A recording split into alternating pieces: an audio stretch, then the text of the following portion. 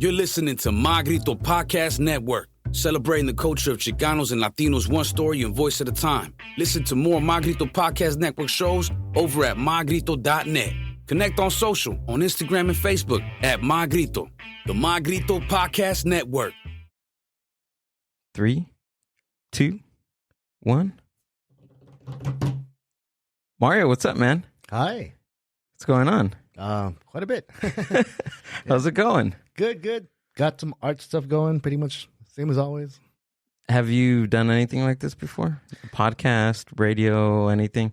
I did a podcast once with a group of people. Oh, you did? Yeah. Okay. What was that?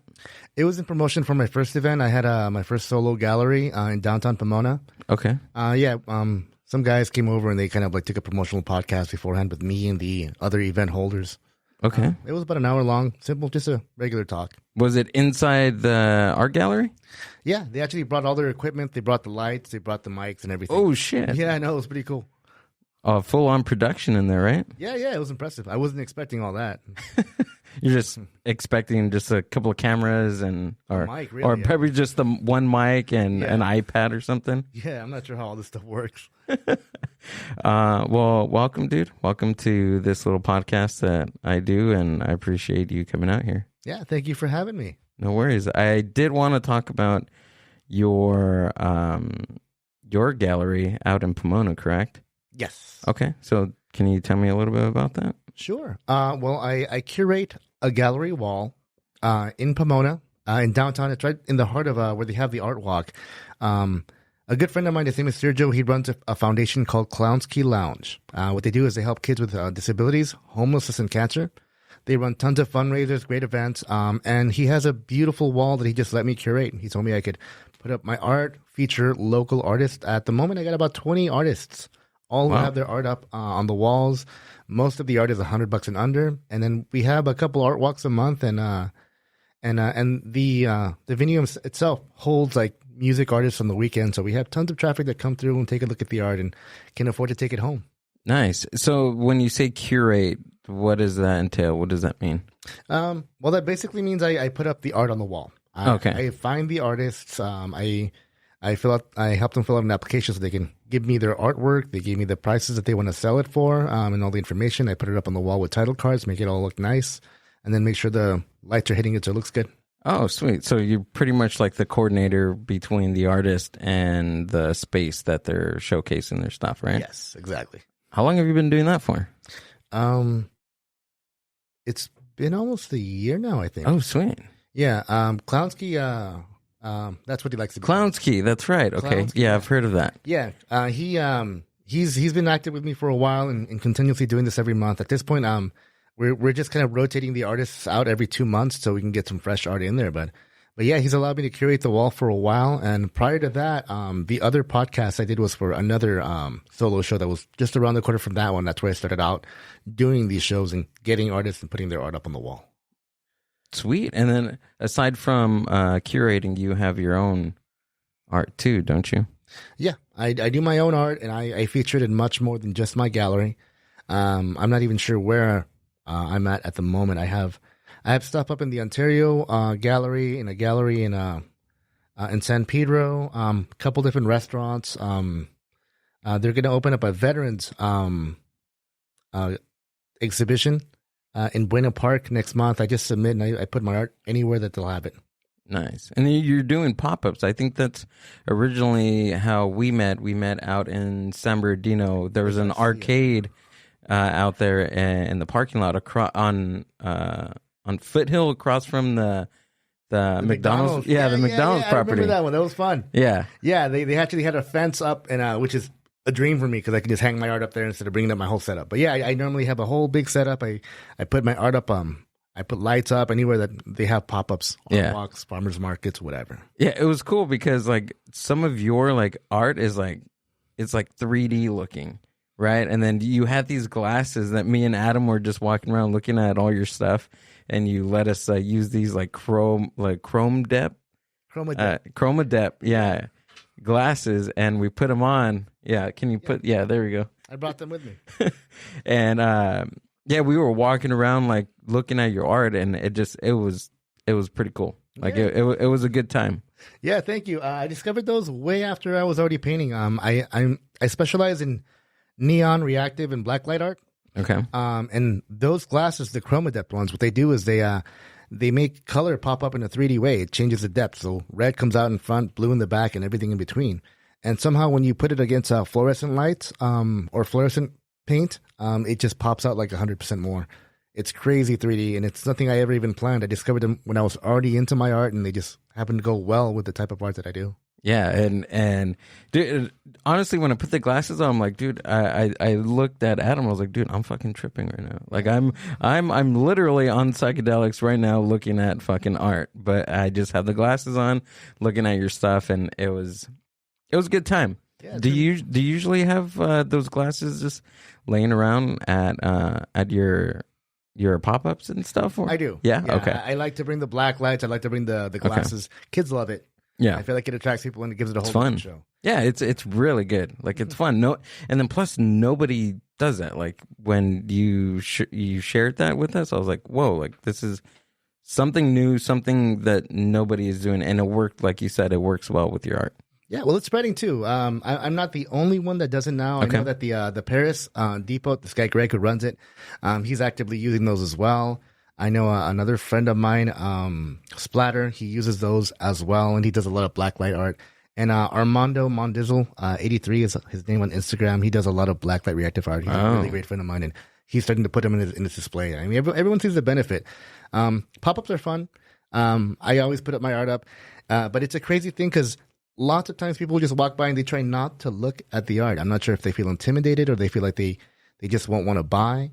But the moment they see a crowd and people are wearing the glasses, they get curious. They want to just come by and take a look at it. It becomes more of an attraction, more of a fun addition to any event than just a gallery on the side. Why do you think that? Like, why do you think that people don't look at the art? Is it just, I mean, they don't understand it, or not specifically your art, but just art in general? I think there's a number of reasons. I myself, I haven't really bought any expensive art, and I could see how it can be intimidating approaching an artist and asking about their work. Lots of times, people will ask me how much a piece is, and I'll tell them it's $400 or $500 because I put lots of time and work into it, and it might be way above their price range, and it just gives a kind of an uncomfortable situation sometimes. Not that I expect them to buy anything, but of course, like once I realize that they don't have the money to buy it, I guess it just makes them feel weird. It could just be intimidation to just talk to somebody, or knowing they're not going to buy, or I'm not really sure what exactly. Yeah. I've tried to open it up and maybe put signs to say looking is free, that they don't have to buy. Oh, yeah. Just look. Really, all I just want is people to follow my Instagram and think of me when they are ready for an art piece, and I'll work with their budget. Okay. Do you do commissions, or is it just all your art as well? No, I do commissions. Yeah? I absolutely do commissions. Okay. Yeah, I love doing them. I love doing pet portraits. Anything that's really personal to somebody. I've seen some of your pet. Can we pull up? I have his website on there. Or we can go to his Instagram. Go to his Instagram better. Yeah, Instagram's best. There we go. Yeah, those are some of your stuff, right? Oh, there we go. Did you say hi?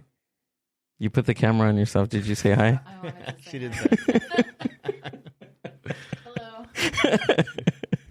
Hello. There we go. Say hi, producer for today. Dude, so you actually, I forgot, what's that guy's name? Noel G. Noel G. That's fucking cool. And you did that portrait of him? Yeah, I got invited to an event in Long Beach a few weeks back, and he just happened to be there along with some Fast and the Furious cars. I didn't know he would be there until I got there that morning. So I thought, I'll live paint something, and I busted that out in a couple of hours. Oh shit! So you did that actually on site? Yeah. I started from scratch when I that morning when I was there. Yeah, I've gotten lucky enough to do a couple paintings for celebrities. Really? Okay. Yeah. Just keep on scrolling. Oh yeah, look at your pet. The pet commissions. Was that a commission as well? The one in blue is a commission. The one with the brick wall behind it, that's one I did on glass. That was of my dog. Oh, it's on glass? It's on glass. That's why it's see-through. I'm doing this new style where no matter what color your walls are, I can paint a pet portrait, leave that back part clear, and then it just goes. It's pretty cool.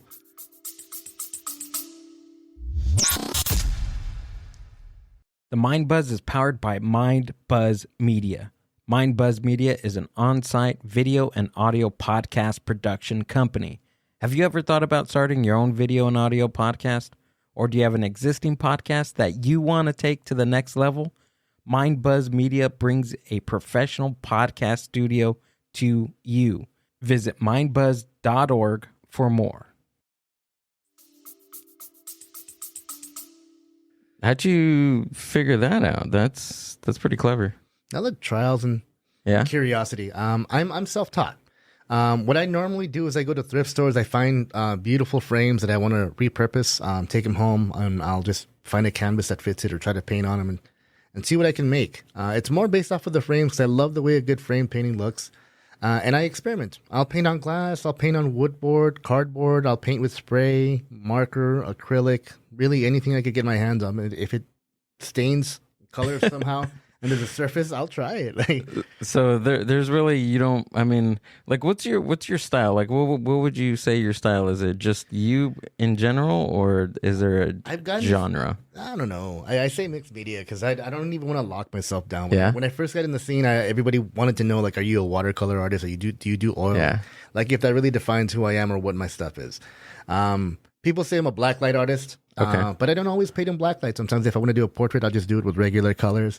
I do lots of portraits. I seem to like to do human portraits and pet portraits the most. I love doing pet portraits. I do nudes. I do psychedelic, crazy-looking art, whatever I just feel like painting. Really, I'm discovering, what I want to paint and what I want to do as I'm going along. Oh, okay. Yeah, I didn't even start painting humans until about a year ago. When I first started off, I was just painting everyone's pets. That's all I really want to do. Like I'm a dancer. That's where I come from. I used to dance salsa and bachata for about 10 years nonstop, and that was my only hobby. Didn't do anything else. And then COVID hit, and then once we were all in quarantine, and I was just bored out of my mind, I just did a pet portrait of my dog. It was me, my sister, and my ex-girlfriend at the time, and we just had a little paint in at the house. And I realized, I can kind of paint dogs. And then from there, I just started painting my dogs all over the house and everyone else's dogs. If I liked you, if I knew you, you're going to get a painting of your dog for your birthday. That's pretty much what it was. Okay. Yeah, and I did that for a while, maybe about a year. I started doing more art events and getting active in Pomona, and then eventually I just started testing out, painting humans, and now I'm doing nude portraits, murals, and all kinds of different things that are way above the avenue that I thought I was going to be in when I first started off. So you first started off with that, with the pet portraits during the quarantine? Yeah. Really? So you weren't into art before the pandemic? No. Really? Never picked up an art brush. Dude, you're really good. No, thank you. Yeah, I it came natural to me. I some things I just try, and then when I like them, I obsess. Okay. Since I started painting, I've painted hundreds of paintings. I had to have gotten better no matter what, even if I did suck at first. But once I find something, I just do it so much that it just becomes part of me. And right now, art's my thing. Yeah. I can't get enough of it. I feel like that's just becoming part of my identity now. I totally get that. If you're fixated on one thing, you just want to just grind and do it, and that's all you think about. You're. Some people use compulsive in a negative manner. I think compulsive, if you're being compulsive with something that's very positive, just like art or any type of mixed media, then it's good. It's good for you, right? Yeah, well, it's therapeutic for me. I feel like as active as I am with curating galleries and doing commissions and everything else, I would walk away with it the moment it felt like work and wasn't fun anymore. Yeah, I try to stay away from teaching too much or doing the things that make it feel like a job. But as long as I can, go home and paint what I want to paint whenever I have free time, I'm happy. Things make sense to me. Gotcha. Okay. When you started doing commissions, did it seem like work? Kind of like there was like that thin line of like, okay, like someone's asking me to do this, and I mean, how did you navigate that? I'm still trying to figure that out. Yeah. Yeah, I mean, I love commissions. I love, being able to pay for my hobby. Yeah. And for the most part, I get really cool things. I think that the people who do like me, want to support me, they'll take a look at my art first and kind of see where my range is and try to kind of fit within that. Or they're kind enough to give me a little bit of freedom. Sometimes I do get commissions that as awesome as they are, I'm not as excited about. Like, somebody wants a portrait of their grandparents and they have a really, really old photo that you can barely tell what it is. Yeah. And I got to make out the pieces. But I mean, I've taken those challenges and they've all been rewarding anyway. and in some way or another, that it turned out to be a great thing. And I haven't even had a bad commission yet. I feel like everyone's always been happy with my stuff, and I'm always happy with everybody else. What would you do in the case of like a bad commission, if that's even a thing? Well, I charge a deposit. Oh yeah, there you go. Yeah. I'm taking the precautions. I charge a deposit, so no matter what goes, I'm still getting enough money for it to be worth my while in the end of it, and that's non-refundable. Okay. Yeah, at that point. Yeah, that's a good way to navigate that, right? Yeah.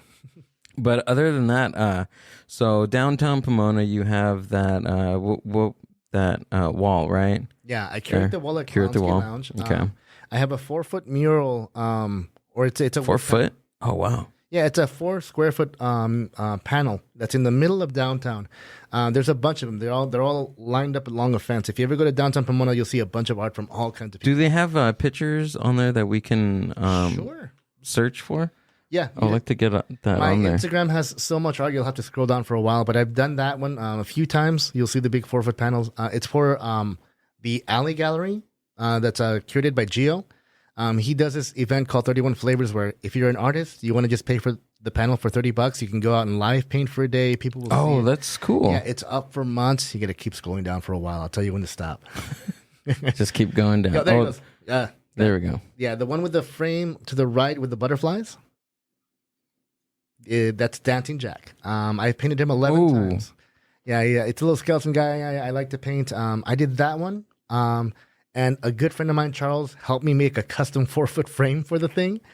And I painted butterflies that all represent people that are very important to me during my art journey. People that have let me curate in their gallery. There's a little clown one on the top right. That one represents Clownsky, which is where I have my lounge right now. And then all the other butterflies are different artists that have given me events to work with them on, where I feel like I really developed myself as an artist and grew. Well, you said your skeleton dude is named what? Dancing Jack. Dancing Jack. Yeah. I like the black light one too. Can you scroll over to that one? Yeah, the one directly at the bottom of that one. Oh, that one's trippy. That one I did on a glass, on a mirror frame, and I put actual shattered glass on there. I put window tint, and I cut it up so that it looks like glass as well. I splattered on it. I did a pour paint on top. I just went nuts with that one. Damn, that's Yeah. really cool. Yeah, that one just sold in Claremont. Did it really? Yeah, 700. It was a great day. Damn. Okay. Mm-hmm. Shit, dude, sold. Yeah, I see that. Breakthrough Dancing Jack. Yeah, that one with those chroma depth glasses blows your mind. Does it really? Yeah, no, that one's crazy 3D. And you said it sold in Claremont at a show or Yes, it's a gallery. It's called the Packing District. They have an event every Friday where they bring in local artists. I'm actually going to go back there for their Monster Mash event. I think it's on the 21st of October. It's the Friday or Saturday. They're going to have a free event. They're going to pass out candy. I'm going to be dressed up as Frankenstein. Oh, yeah, but it's good fun. Really cool people. They seem to have a lot of money out there too. okay. Oh, Claremont. Yeah. Oh yeah, Claremont's a good spot. Not a bad spot. Definitely. Where do you find yourself more of in Pomona, Claremont, this area, or out in San Bernardino? From Pomona to San Bernardino, that's a pretty wide range of I go wide. to go. Yeah, I go a lot wider than that. And you're from Pomona originally? I'm from Pomona. I live in Pomona. But I do events in Paris, California, when they have their art walks. And I'm invited out there. I do Riverside about once a month. I do the Garcia Center a few times whenever they have different events by different people. I got a good friend of mine who I go and pop up in Venice Beach. Oh, nice. Okay. This week I might go to Santa Barbara. Next month I have 2 events in San Diego. I'm actually staying out there for those. It's a breast cancer awareness thing at a salsa club out there. But yeah, I'll travel really wherever I think it might work. I get there with myself. It's exposure. I'd have to go out and get in front of people for them to know who I am. And then once I make that connection, they might think of me when they need art. So it's part of the price I pay. And you've been pandemic. You picked up a paintbrush, and what was the time frame from picking up that paintbrush, painting, drawing, whatever, and to actually doing galleries and showcasing your work? Because that just blows my mind, dude. Like you're you have really good stuff. Like I enjoy it. Like I really do. I enjoy your stuff. Thank you so Obviously, other people like your stuff. I mean, you have other artists that you're working with to curate that wall in downtown Pomona. Like, not many people are like can do that. Like within the time frame that you're telling me. Yeah, well, I think people underestimate themselves. Okay. It really is just this obsessive mind that I have that just gets me to do something that I like and then just keep doing it until I get better at it. I'm sure anybody that I know that if they were to just sit down with me and then paint as much as I paint, they'd be badass. They'd learn pretty quickly. I haven't taken a class. I don't watch YouTube videos. It's all just discovery. And I feel like anybody can do that. And if somebody really can't draw or paint because it just isn't their skill, I think all of us have some kind of a creative skill that we have. We just haven't unlocked. I mean, I'm going on 38. This next month is my birthday.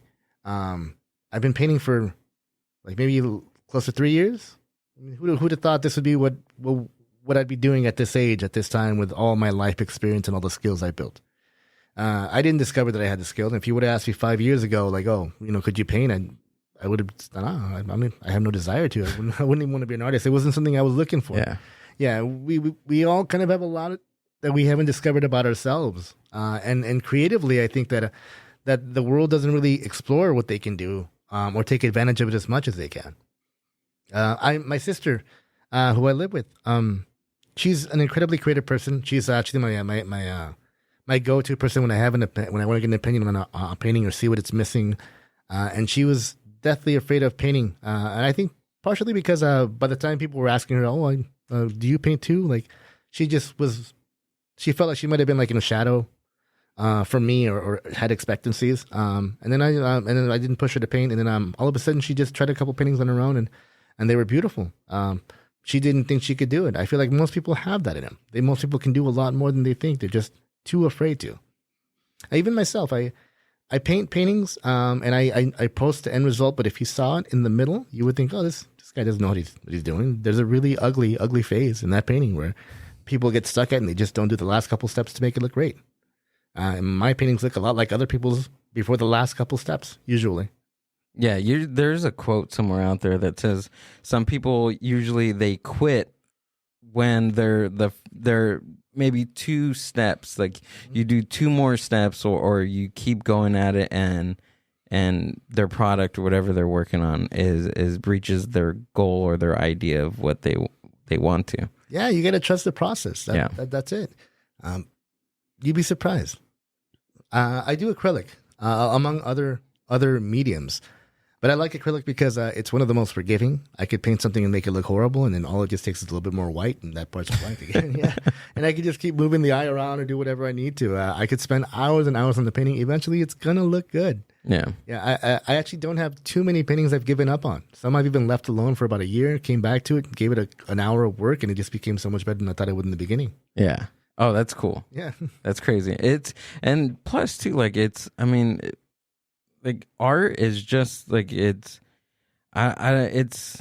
something that I look at that is it can be very subjective and objective at the same time. Like and like when somebody's doing something or they're trying to draw something or paint something out, that it has to look a certain way, and what their idea of it looks good, it doesn't look good is very subjective to themselves, but somebody on the outside looking at their painting thinks it's fucking amazing. Yeah. Like that's just our human psyche and whatever we do, right? Yeah, and I see that all the time. This week I sold a couple of paintings that I almost didn't even want to put out because I thought they were horrible. Really? Yeah. I have like a little part in the bottom of my setup where like, okay, if I have any crappy paintings, I'll put them down there. No one's going to look down there. Just space fillers right there, right? Yeah, just to make the wall look full. But the right person will walk by, they'll see it, and it'll resonate with them. Yeah, it'll make them feel something. I truly believe that that good art, as subjective as it is, and as many definition as there is for what art is, I just think good art makes you feel something. There you go. And that's it. And it's the simple definition for me. It could be something that doesn't make me feel anything, but somebody painted something, it came from their heart and had a bunch of colors on it, and someone's going to come by and relate to it. And then they have to have it. Yeah. It's something meaningful, and it's something inside and emotional. And it can move people. I like painting really emotional stuff. I feel like I'm really drawn to eyes and expressions, and I feel like it's a really quick way to make someone relate to that. I feel like when I paint pet portraits, it really strikes people in a personal way. I've made more grown men cry than I would have ever thought. Really? Because of art, and I gift them a painting of a pet that passed away, and it hits. And then when they see it, they'll get a feeling. It's not going to be just like, oh, cool, pretty colors. No, it's an emotional experience, and it's incredibly rewarding to get to give as well. Yeah, absolutely. It's like music, right? Like if you hear like a lyric, or if you hear like a groove from like a bass, and you just feel that, and you just, whether you're dancing or nodding your head to it, or you're tapping your foot to it, like you're having a visceral reaction to this, to this vibration that is just material and coming from somebody's hands, fingers, toes, mouth, whatever the case may be. Yeah, someone created something and it changed your emotional state. Yeah. Yeah, it's beautiful. Yeah, art is fucking cool. And especially music too. Yeah. Do you listen, what do you do like when you're painting or you're working on a project? Do you listen to music at all? Like what's your process? Well, it's not so much that I need to hear something specific. I'll play whatever music I'm into at the time. Sometimes I'll just put a show that I don't really have to physically look at, that I could just kind of still follow along with and just listen to it as I paint. I usually have to have a small distraction on the side because I'm at home. Yeah. I'm just kind of painting, and it feels too quiet if I'm just only doing that. But I normally get in my focus state, and whatever music or whatever's in the background, it'll play its part. What was the last thing that you worked on that you had something in the background? Oh, well, I actually am doing Cantinflas. What is that? Oh, you don't know who he is? I know. He's a very famous comedian in Mexico, an older one. He was like the Charlie Chaplin from like the 60s. Can we pull that guy up? Cantinflas? Yeah, Cantinflas. Cantinflas. Cantinflas. Gotcha. I barely understood what a pocho was. Yeah, there he is, Mexican comedian. The other day, so Pocho? I guess I'm a pocho. Oh, yeah. By definition. There we go. There he is. Yeah, Cantinflas. Okay. Yeah, I found a picture of him dancing with a girl, and just looked kind of funny. And I've been doing a lot of dance paintings lately. And I'll put that on. And I was curious as to where that photo came from, so I looked it up. It's a movie called Pepe from 1960, and I just had it playing in the background while I was painting. It gave me a bit of inspiration. The guy's funny. Mario Fortino Alfonso Moreno Reyes. That's a mouthful of names. Known by the stage name Cantinflas, was a Mexican comedian, actor, and filmmaker. He is considered to have been the most widely accomplished Mexican comedian and is celebrated throughout Latin America and in Spain as a popular icon. Okay, so you would say he was like the Charlie Chaplin of the industry in Mexico. Yeah, not so much the silent films, but it was black and white. He had really like a slapstick type humor, and he was widely famous for what he did. Pull him up on YouTube. Let's see if there's any videos on YouTube of this guy. There we go. Oh, I guess they made they made a movie out of him? In 2014, I guess. What? Yeah. Let me see.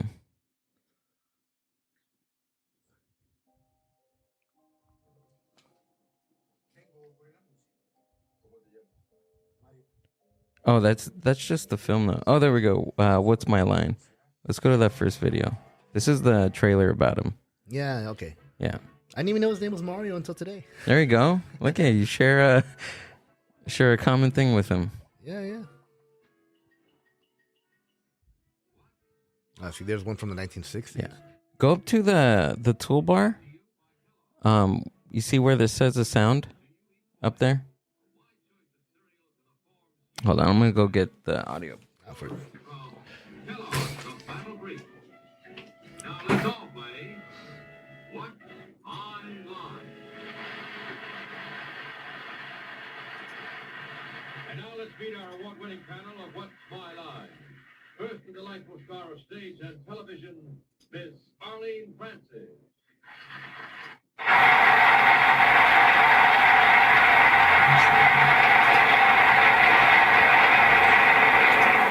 And now that marvelously talented comedian who is back with us tonight by popular demand, something he is always having, Mr. Joey Bishop.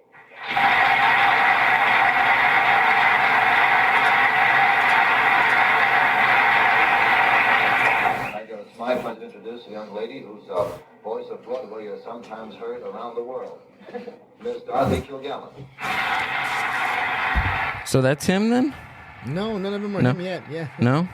I mean, maybe this is like a game show that he comes out in later. Probably. Random house, and with apologies, Joey, 52 weeks of the year, the funniest man in the dressing room, Senator. None of him yet. No, they're bringing out a bunch of random people. Oh, and Pepe, right? The 1960? Mm-hmm. So, okay, so the 1, 2, 3, 4, fourth video where it says, yeah, that one. Yeah, he has a really funny dance style, and I've seen it in a bunch of videos, and I saw a photo where he was dancing with a girl, and it came from this movie, so I was like, oh, cool. Do you know what the photo is called? What the what? What that picture is called? Do you know if there's a picture, or is it just something you found? I looked up Cantinflas dancing. Yeah, he's famous for his dance style, and I found the photo, and from there I tried to research where that photo came from. But that's him right there, right? Yeah, that's Oh, him. sweet. Let's see if we can find the that dancing picture. There we go. And it was Cantinflas dancing. Dancing, yeah.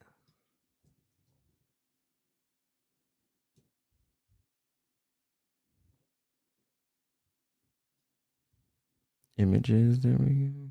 Any of them? Scroll down. Black and white stuff. Yeah, he did mostly black and white film. I didn't even see the one I was working on. No? Oh, yeah, it's right there to the left, second one down. Oh, that's cool. I'll be painting, Oh, that's really cool. I'll be painting that one next. That's pretty cool, man. You're going to do that one. Is that going to be color, black and white? Not sure yet. You don't want to share it? No, I really don't know. Really? Okay. Yeah.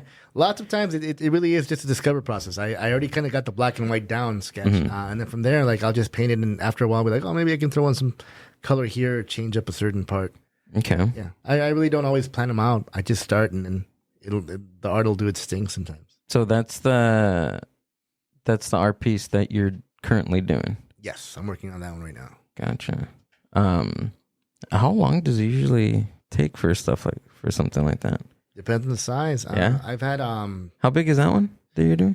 that one's going to be, I think, an 16 by 20, I believe. Oh shit, it's pretty large then. Yeah, I've been trying to do bigger ones. Yeah? People seem to like them.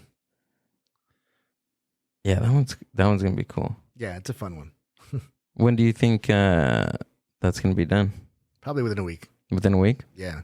I'm juggling that one. I got 3 other commissions that I'm doing for some damn. friends. Yeah, and I normally just like work on one, let it dry, work on another one, let it dry when I'm at home. I've finished all the pop-ups I was doing yesterday up until this coming Thursday, so it gives me like 3 or 4 days of just being at home and getting the pain to catch up on the things I have there. Damn, dude. And the paintings, do you do other type of artwork, digital art, anything like that? Not yet. I bought an iPad. I need to start learning how to do digital artwork. I feel like it sounds like a no-brainer. If I could do a painting without having to clean my brush or change the color in a couple seconds, it seems like a dream. But no, for now I've just been kind of stuck with what I'm already comfortable with, which is just the acrylic and actual paint. Gotcha. So no future plans in NFTs or anything like that? No, especially not in NFTs. I feel like that's just way above what I know how to do. Yeah? Yeah, I get that all the time. Everyone's like, "Oh, you should do NFTs." It's like, no, I'm not computer savvy. I can't just brush this onto the Right. Yeah, onto the screen, and I don't know how to do it. Yeah, I'm still I still don't get it. Like I even had a guy on the podcast that's been working on his own NFTs, and we did like a whole hour and a half discussion, and I'm still confused. Yeah. Sorry, Eddie, I'm still confused, man, about NFTs. I don't get it. Like I don't like we looked up the definition of what an NFT is, and I still don't get it. Like, is it non-fungible token? Yeah. It's confusing as heck. I mean, I don't really completely get it, but I guess it's a way to own the actual image in a way that can't be shared as easily or something. I'm not really sure. Yeah. That's as far as I would know on that one. Even when we were at that pop up in San B, some guy, some of one of the pop up guys that had his own like thing, and he's like, "Yeah, I just got NFTs," and I felt like he was like going to like everybody's table and asking them if they did NFTs. Yeah, but I know Adam's a very good digital artist, and if he got into something like that, I don't know, like very very good stuff that he has. Yeah. I mean, for those who can figure it out, that sounds like something that's going to make money. Yeah, and I don't knock it for anybody, but it's really far from what I know. Mm-hmm. It's so crazy that people can look at you painting something with your hands and be like, "Oh, you should definitely get into digital programs and do the same thing." It's not the same thing. No, not at all. Absolutely, no. I get that. It's not. No. I don't. Maybe to some people that are computer savvy, like. Where's the line between like your painting, your watercolor paint, artist, and then going into NFTs? Like I don't see the jump in there, right? No, it's not an easy transition at all. Would you say like, okay, so say you have a painting, right? Mm-hmm. And somebody would want to turn that into NFT. Would you oppose to do that, or no, not at all. No. I'm always open to working with anybody on anything new. Okay. Even now, the city of Norwalk has honored me with my own solo show this coming January. There where they have the rec center and all their Norwalk stuff, they have a pretty nice gallery, really roomy walls. They're going to allow me to put up everything that I want for the month of January. And I'm kind of putting an open call out there for any artists that have ever wanted to collaborate with me. Nice. Just work with, and it could be something simple where they could just work on an idea on their own and pass over to me when I see them at an event. I can just take it over for a week and paint on it and pass it back until we feel like we completed something. Anything I put up there after the gallery gets their cut, I split 50-50 with the artist, and it'll allow me to learn and learn some new stuff with other artists. How often do you do collaborations? What does an artist collaboration look like? Well, I guess a successful one would show my strengths and the strengths of the artist that I'm working with. I had one that I worked on where a buddy of mine his name is Asidia. I'm doing a live paint class with him on the 20th at the Ontario Museum. If anybody wants to go, they got to register right now because there's like 34 spots. I think they're all halfway taken. But my friend Asidia, he's a big fan of Sublime. He wanted to do a really big painting, so I just kind of sketched out what he would look like, and I let him have at it for a while at my house when we were having a paint session. And we liked it so much that we were like, oh, let's see if we can get more artists in there. From there, we got this guy, his name is Caesar from Unsound Sunday, really big band, to take it for a couple of weeks and just paint on it with his Picasso-esque type style. I gave it to my friend Armando Mondizzle, who has a splash style, and we just put a bunch of weird things on this. It doesn't even really look like what he started off with. Yeah, and then we actually got to raffle it off at an event, and it was fun. It was successful. It didn't look like anything I could have ever created on my own. Gotcha. Yeah, but I've had about maybe 7-8 collabs with friends. I'm always open to it. We just sit down, we'll think of a concept or an idea together. We'll see what the best way is to work in it, where we could switch it off, or if we're both in the same place, we'll just both go at it, and then we'll see what comes out after. Normally, halfway through the process, we're like, oh, it'd be cool if we can add this, or maybe we can do that too, and it'll just... Yeah, so there's really no like end plan, goal, or place to go. It's just... No, it's just let's create and let's have fun with it and see what happens. Off the cuff, have fun, right? Yeah. That's sweet, dude. I don't know if I asked you this, but do you do any other stuff of media? Or is it just painting? Do you draw? I mean, sorry, not draw. Play any instruments or anything like that? No, I've never really gotten into music. No. What were you doing before painting? Dancing. Dancing. Like I said, I was a dancer, and I feel like that was my hobby. I've been doing bachata mostly and some salsa for about 10, 12 years. And Bachata, what is that? it's like a more urban, sensual style of salsa, I guess. Can we look that up? I gotta see this. I gotta get a visual of bachata and Bachata dancing. Yeah, Bachata actually, dancing. on the 7th next month, I'm doing this event. They're going to have a really big bachata event in LA, and they're going to let me live paint on stage. And that's display cool, all my art. man. Yeah. If you follow my Instagram, I put up all the events I'm doing. And I do a lot of random ones. You wouldn't think, oh, they're going to have an art person there, but they have me. Is it booby? No, I'm sorry. It's BACHATA dancing. There you go. There it is. Okay. Go to videos. I want to see this in action. Ah, that one's fine. Yeah.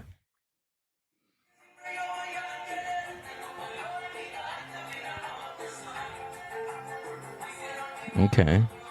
This is the 10 most viewed dances on this channel or that channel. So you said 10 years? Yeah, I mean, that took over my life mostly. I was going out dancing once or twice a week religiously, and aside from that, it was just work. I feel like that was my full hobby, and it took up all my time. Once the pandemic happened and I was stuck at home, I really didn't know what to do with myself. I feel like I needed an outlet or a hobby, and that's where art took over. And where did you learn this? There's tons of places to learn in LA. Yeah? We're like in the best spot for it. There's places within an hour's drive of anywhere in LA, San Diego, where you can go and take a class and then dance all night every day of the week. So you took a class? I used to take classes. The way they work is you show up to these places, you pay $10, and they'll have an instructor. You take a class, you rotate with all the beginners, and then from there you just stay at and practice after until you kind of start getting it. So what do you consider? Intermediate? Expert? I think I'm pretty expert by now. Yeah? It's been 10 years, yeah. Not to toot your own horn or anything, but you got to toot it once in a while. Yeah, well, I feel like I can dance with the best of them, and I feel like if I were modest, it would just be confusing. I do dance pretty well there. Yeah? That's pretty cool, dude. I've never met anybody that did this type of dancing.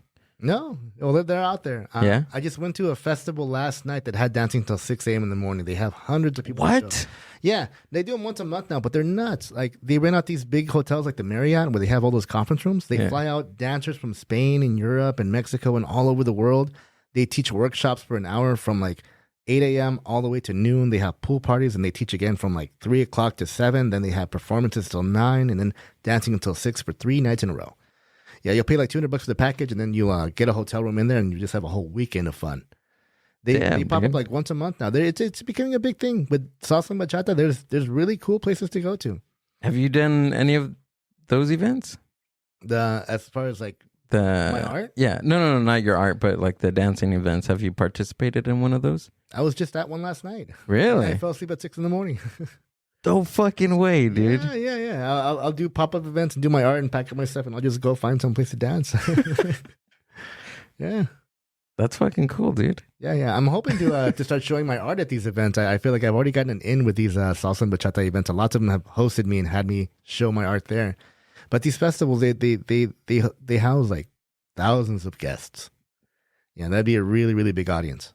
Damn. Yeah, and I do a lot of dance style paintings too, so I feel like that would be a really great audience for me. Yeah. I painted a lot of bachata dance instructors and dancers as well, all over my page. Like while they're dancing, or is it just something that you just get an image off the top of your head and start doing? I'll find an image on their page, ask them for permission to paint it. Sometimes they commission me, and then I'll paint whatever painting they prefer. Yeah, in my page, there's one that I did recently where it's a guy who's wearing a mariachi outfit. That guy's a really big instructor in LA. His name is Alejandro. He has a team called Paso de Oro. Can we look that one up on his IG? Yeah, that one. That's so cool, dude. Is it further down or go up? Go up. Yeah, he's got a really big hat right there. He's actually a stripper too. Is he really? Yeah, the guy's crazy. What? Yeah. Really cool guy, great character.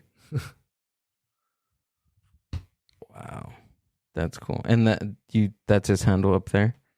Yeah, I tagged him in there. Somewhere. Alejandro. Yeah, Alejandro Ray. Can we go to his page? It's right there. The handle Right under where it says sold. on the post.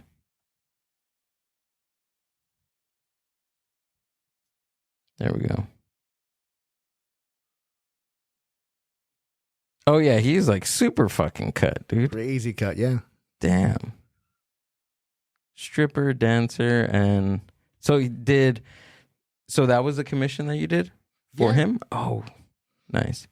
Yeah, I was actually I was at a festival though, like the ones that I was telling you about. It was about like maybe 2 a.m. He was good and drunk, and then he found me in the restroom. He was like, "Dude, like I'm ready for a painting. Like, how much do you charge?" I was like, well, my deposit's $100, and we could figure out the price later." And he just paid me right then and there. Oh shit! Really? Yeah, he found me the next morning and asked me how much we agreed to pay him because he was too drunk to remember what he actually purchased the night before. But he remembered. Yeah, and he paid the deposit, which is non-refundable. So, so he got a good commission, and he's super happy with it too. Yeah. Yeah. How do you find yourself in these opportunities? I talk to people. Yeah. Yeah, I mean, I've been in this dance scene for years, and these are all my friends. Once they discover that I paint, I'll ask them, where can I put something in your home? This guy specifically, he took me aside one time. He's like, "Hey, how can I support you?" And it was just, I've never been asked that question that way before. And I thought, oh my God, I really want to paint something for this guy. And then a couple months later, like he found me in the restroom at an event, and then we locked the deal down. Yeah. Yeah, I do pop-ups, and I'll always tell people I do commission work. If you ever want to give a gift for somebody, nothing works like personal painted art. Through my Instagram, people will see it, and eventually they'll think, "Oh, I have a Secret Santa coming up. I have a birthday coming up. This person's dog passed away. I know Mario," and then that's where they'll approach me and they'll ask me. Yeah, there's always something going on in somebody's life. Yeah, I mean, as long as I put myself in front of them, show them that I do art, and become the person who pops up in their mind when it comes up, they'll give me the opportunity, and I'll get to put another art piece in somebody else's home. Yeah, and that's pretty cool, dude. Like not many people can say that, my art or something that I've done personally is hanging up in somebody's home. Yeah. Somebody's home. I was about a year and a half in when someone asked me like, "Hey, how many homes do you think you're in?" And that question just blew my mind. That's crazy. That's cool. Yeah, to think that I'm in someone's house and I don't even know. And at this point, I've got art in Europe. What? Yeah, one of my models, she's from Copenhagen. Oh, cool. Yeah, so Denmark. Okay. Yeah. So I've sent art out there. That's the farthest I've gone. But I've had people who take it to Mexico, Chicago. I just shipped a dog portrait out there, and wherever anybody will take it, I'll send it. Damn, dude. So you said, did you give a number on how many homes? No, I don't even want to wrap my mind around how 3,000 homes Mario's in. Right, I probably got like under 400 paintings under my belt, and I don't know how many I 400. I on my Instagram alone, I'm already at the mid 300s, and I don't post everything I paint because it's a lot. Sometimes I'll put like 10 in one post because I just go hard one week, and I don't think they're all amazing, so I'll just put them there. But I've painted somewhere close to, I think, 400 by now that I've posted, and I don't have a lot of them, so they're somewhere. So dancing, painting. Is there any other thing that you think that you would get into to be compulsive about? All right. Well, I hope my parents don't watch this, but yeah, weed. Oh, I love marijuana. Yeah, I'm a big stoner. When I first started painting, and I wasn't really all that great. Yeah. I was still I've always been really passionate about weed. And I would throw these really fun 420 parties at my house. Oh, that's cool. Okay. Yeah, and I would go all out. Like I have a smoker in the back, and I can cook. I can really cook. So I'd make these really big tri-tips or like really big awesome meals for when you're stoned. I have friends who are fire spinners, and I have a big backyard, so they come out and they put a show. I used to work at Verizon Wireless, and they hooked me up with all kinds of speakers. So I had the system playing everywhere. My dad helped me build a stage in the backyard where we had dancing. It was an extravagant party. And the funnest part of it was that I would go to thrift stores, and I would find art, and I would do what's called upcycling the art. It'll have like a picture of a forest, and I'll just kind of like draw a little stoner in the middle of it smoking or whatever. Oh, that's cool. I'll add on to the painting. I won't paint over it completely. It won't take that much work on my end, and now you have a beautiful painting that looks like fine art, but now it's got a little pothead in there or something that makes it marijuana themed. I'd fill up my wall, and then when people showed up, we would play smoking games, and the winner would take home a painting. So I gave a lot of really small, easy to do paintings at these parties every year for the last couple of years. And that's really how I kind of started off, just kind of giving the paintings away and doing something small that I could practice on.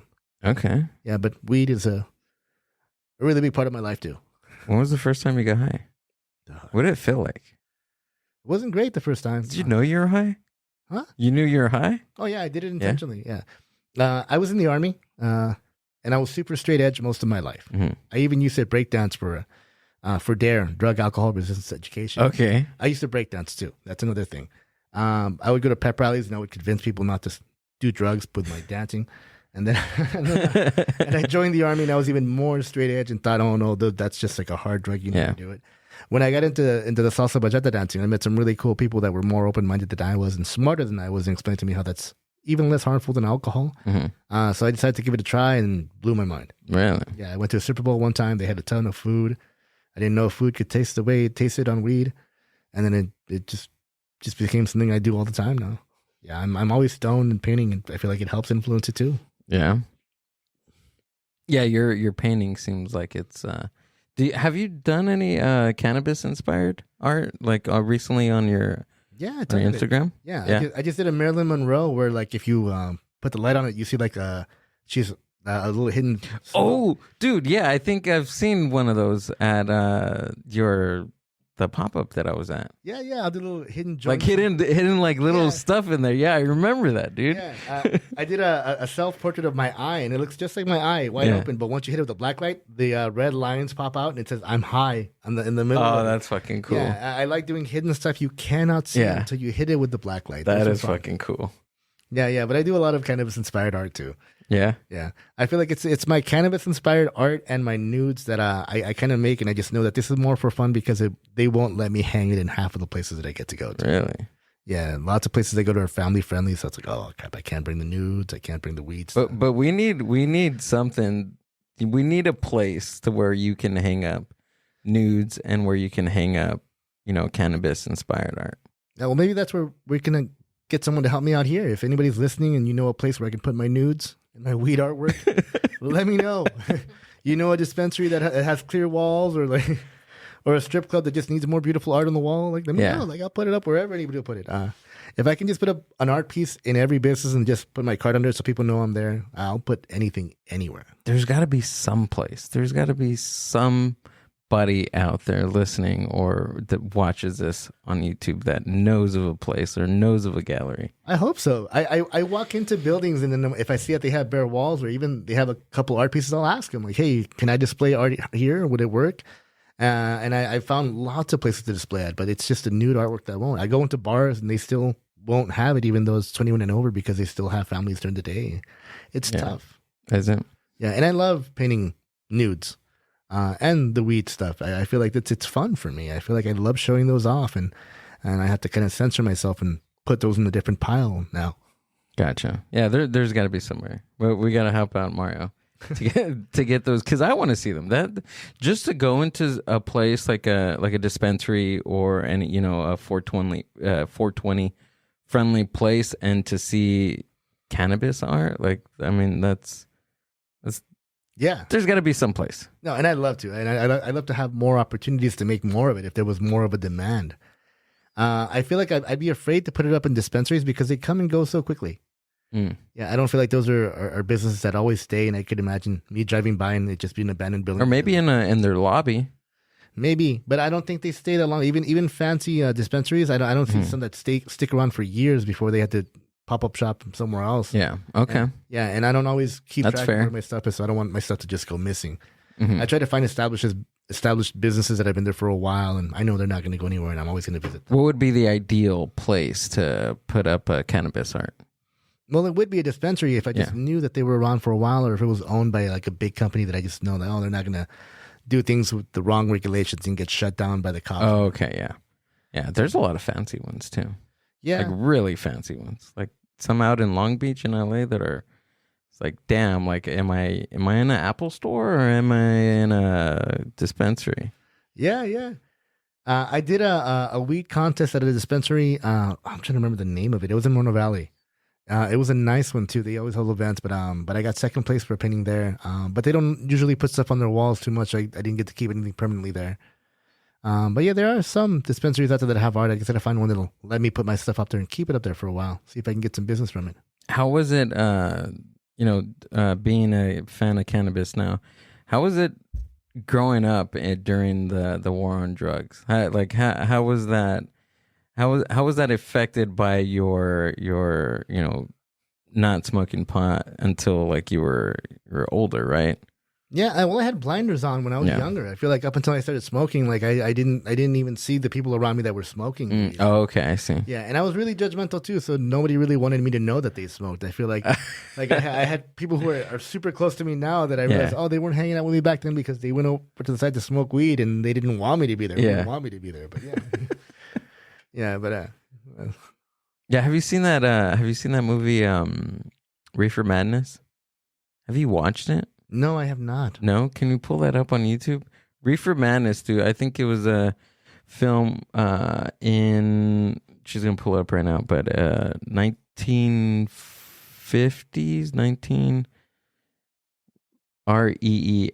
REEFERS, Reefer Madness. And if you get the chance to watch this movie, please watch this movie while on cannabis because it's. Oh wow! They restored it in color. Ooh, 1936. 36. Wow. I was way off. What did I say? 50 something? I didn't even think they had movies back then. Yeah. Oh, this is the start of it. See if we can find the trailer. Is it like a Scared Straight kind of a movie? Yeah. Yeah, it's really good, dude. Oh my god. There we go. Original trailer.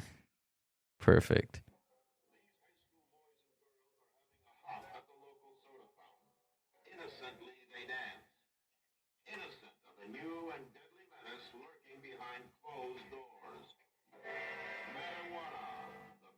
Oh wow. Look at that sketch guy.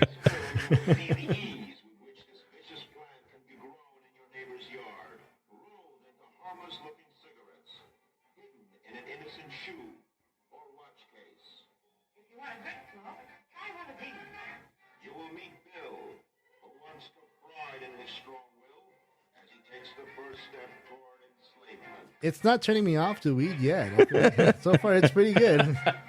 All sounds good. The guy got the girl and everything. Yeah.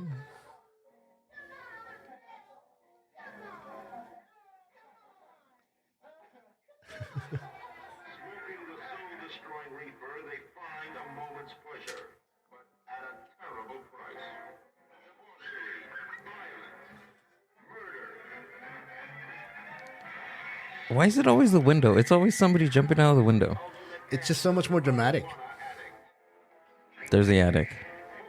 Oh, yeah. It's got that fentanyl weed. Yeah. But she's pretty badass at the piano. I know, she's killing it. She's inspired artistically. It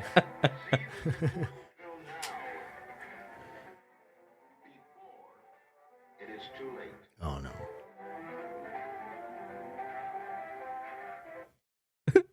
Wow.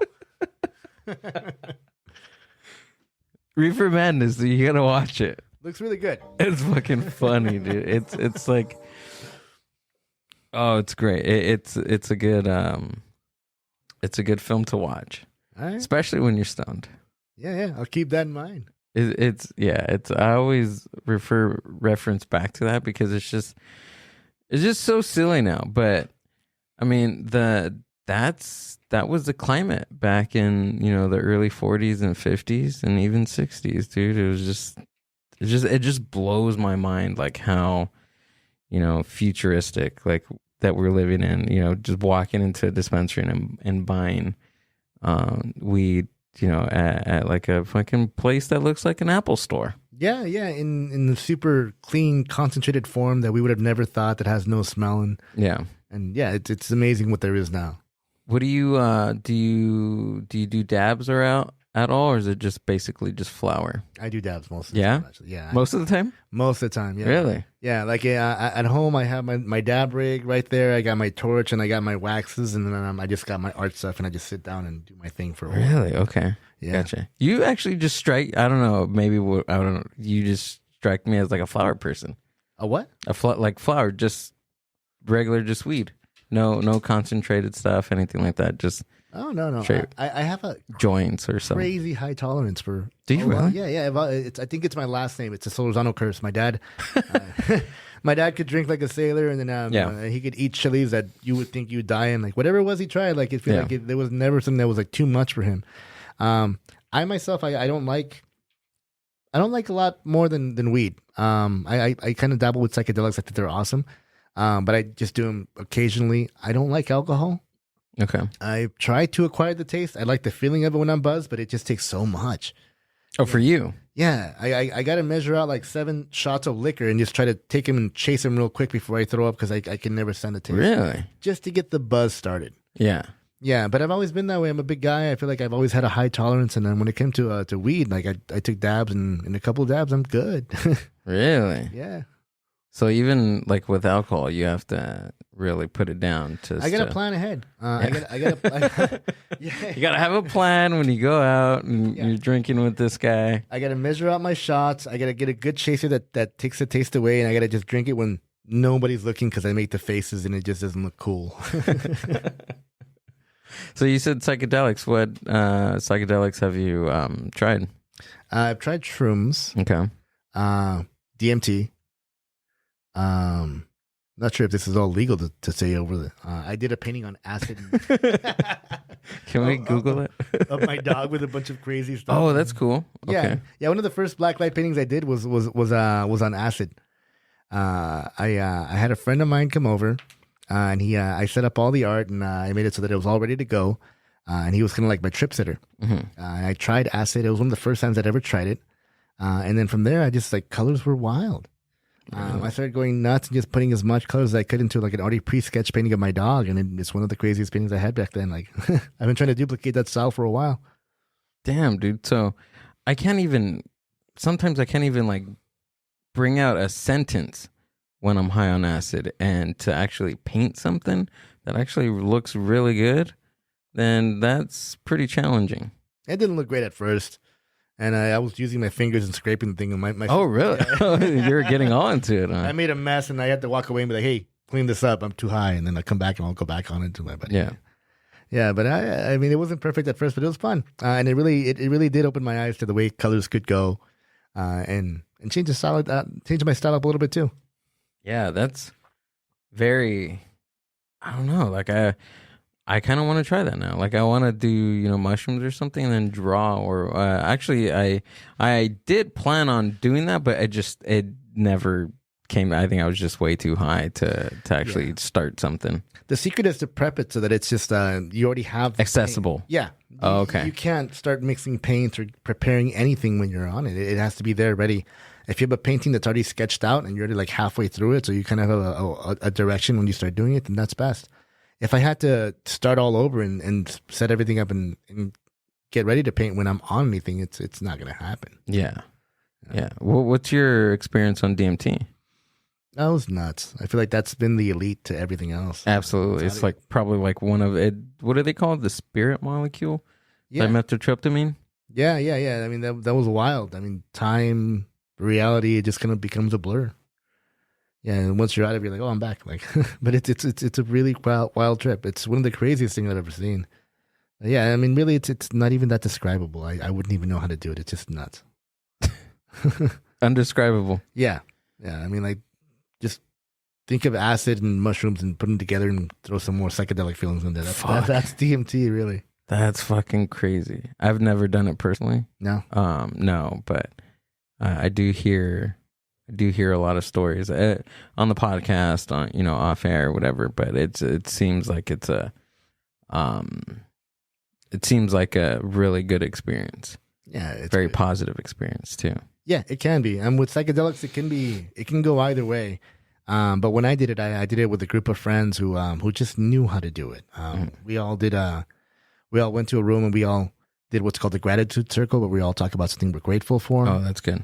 We exchanged hugs. And I feel like we were all just in a very positive, loving environment before we even got in there. And each of us just tried it one by one.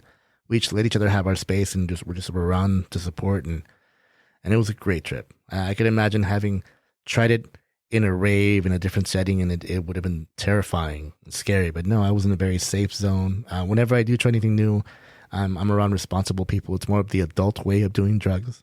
Yeah. And it usually feels pretty safe.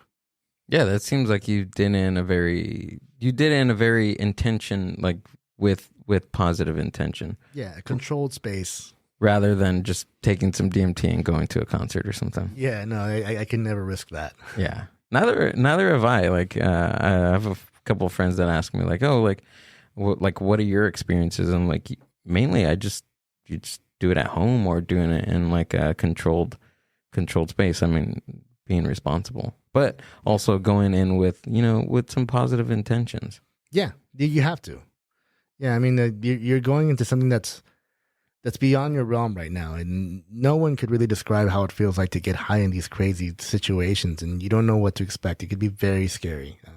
The most you can do is just prep and try to make it a good experience, and it's possible to do that. So, what's your thoughts on legalizing certain psychedelics?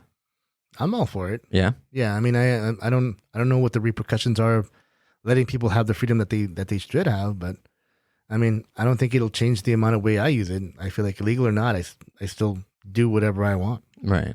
I think it's something that took like 8 years, like when cannabis became decriminalized. I think it took like 8 years, I believe, for it to become decriminalized. 8 years, and then it became legal recreationally.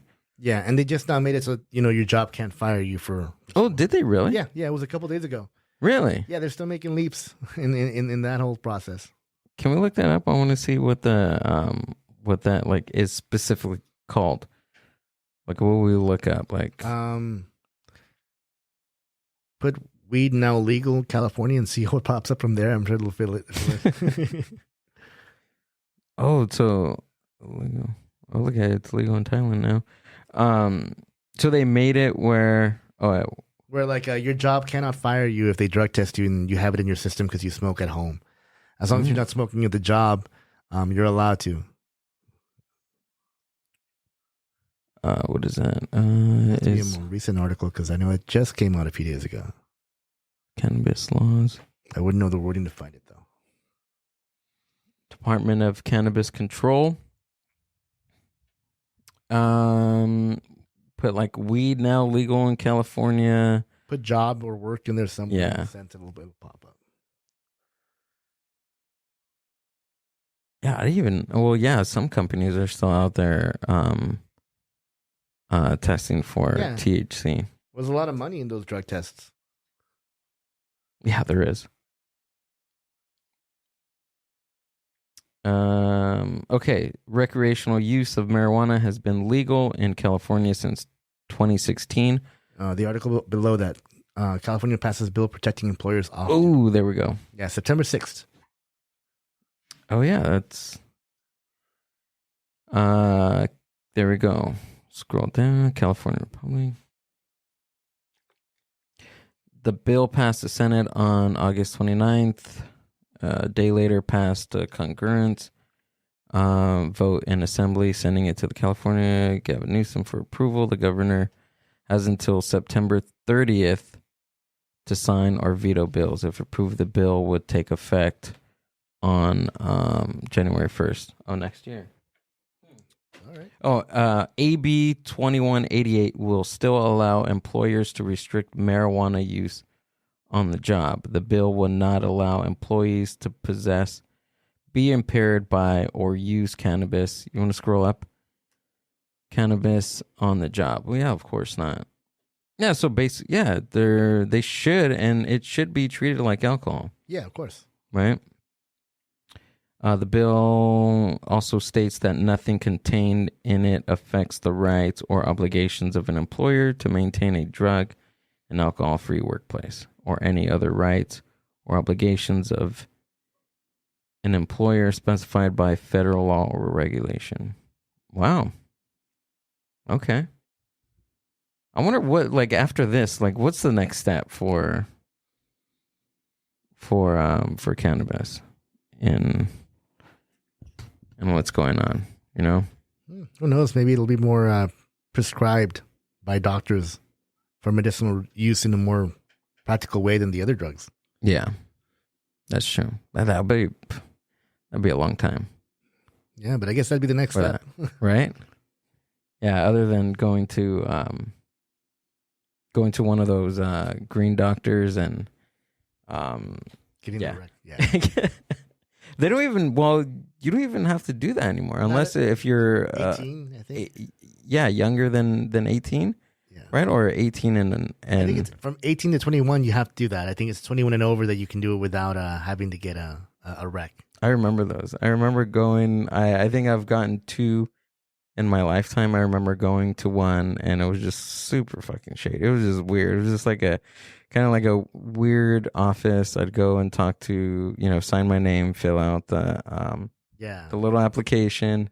Then you go see the doctor for or what seems to be a doctor. Yeah, and then he gives you hints like, "Oh, you have glaucoma." Yeah, right? Like, yeah.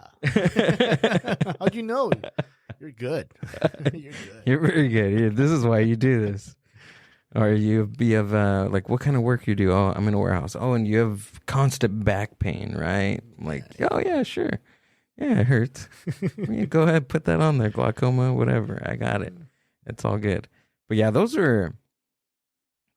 just weird. Like just growing up and seeing places like that, I felt like I was in the future. Like this is Futurama right now. Yeah. This is what's happening. No, definitely. I have seen the ones that look like Apple stores. It's crazy. They have screens all over the place. They measure the amount of THC and every other acronym inside the marijuana. They're very thorough. Well, I mean, growing up in like the drug war, like I had how is it to you? Like seeing this, like when I see it, like okay, like when I was growing up, like marijuana was like the thing, and barely coming up. Like they legalized in 2008, like recreational use, and I was like in my early 2008. That was I was 16, 17, and like that was just crazy. But I mean, growing up in the drug war, like seeing that now, like what are your thoughts on it? Yeah, well, I'm not sure because I mean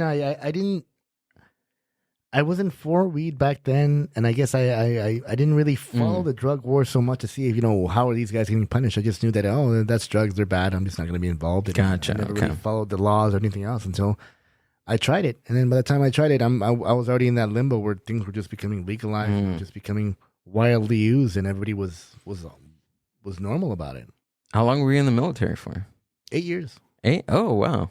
I joined a month after my birthday. A few days after my birthday, a month after 9/11. I actually I went to take my ASVAB. Really? Yeah, I took my ASVAB test to see where I would place in the Army, just to see if I'd have options for college. The day after 9/11, my recruiter came over. She was crying. I feel like at that point I was just gung ho and felt like I wanted to do something to help out. So I aced my ASVAB test, and a month later I was already swearing in.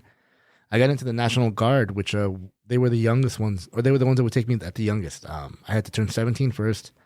I finished my junior year of high school, went to boot camp, and then came back, finished my senior year of high school, then went to my job training for 6 years. For 6 months, and then continued doing 1 week in a month, 2 weeks a year, and little missions here and there for the remainder of my 8 years. Damn, dude. Yeah. That's pretty awesome. Thank you for your... No, well, I didn't do your much. time in there. Thank you. I tried. Man. What was the craziest thing you seen out in the National Guard? First of all, what does the National Guard do?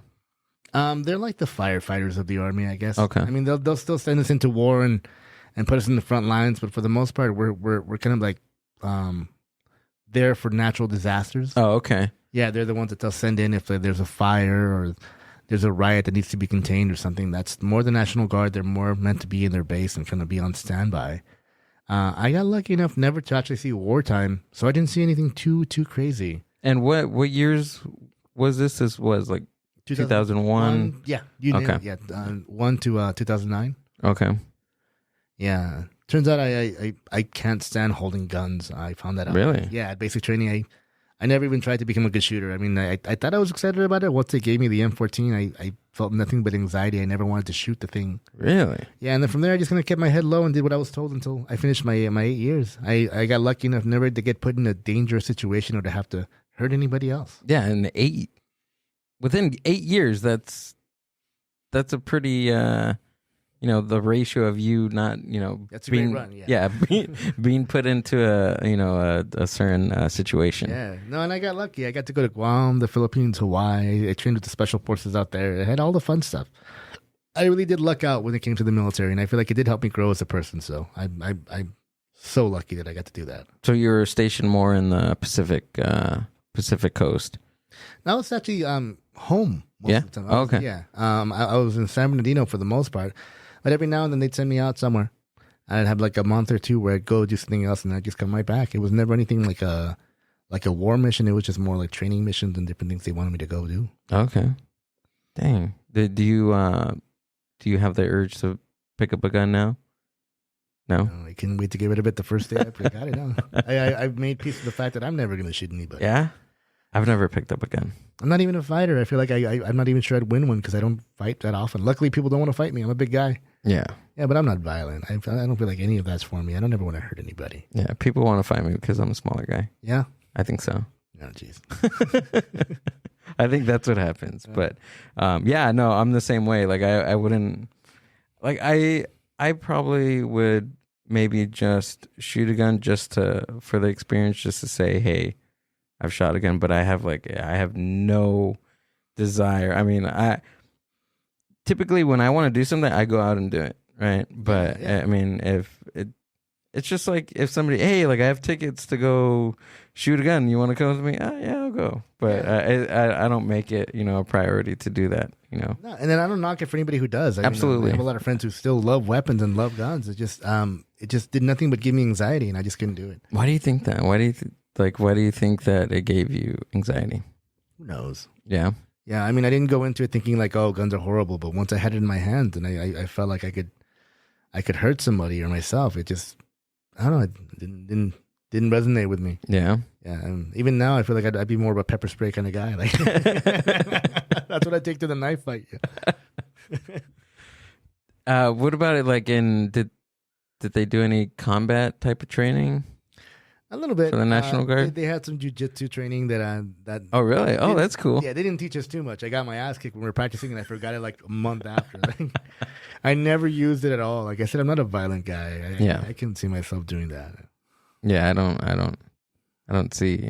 I mean, I can't imagine you in a fight. You're a pretty big dude too. I am. Yeah, I feel like people normally would. Yeah, they'd be like, "No, I don't want to fuck with this guy." No, yeah, good thing too, because I don't want to fuck with you either. Let's just hug it out. Come on. Yeah, right. Let's hug it out, guys. Oh my god, that's fucking. That's good, man. Yeah, that's good. Oh, one thing I was gonna ask you about. So, what's coming up next for you? What do we got coming up for you? So much. I put up a lot of the events on my Instagram. I normally try to do pop-up events from Thursday all the way to Sunday, and I'll do multiple events on days as well. Sometimes they'll let me put up the art and not be there, and I just go set up somewhere else. So most weekends you could find me somewhere.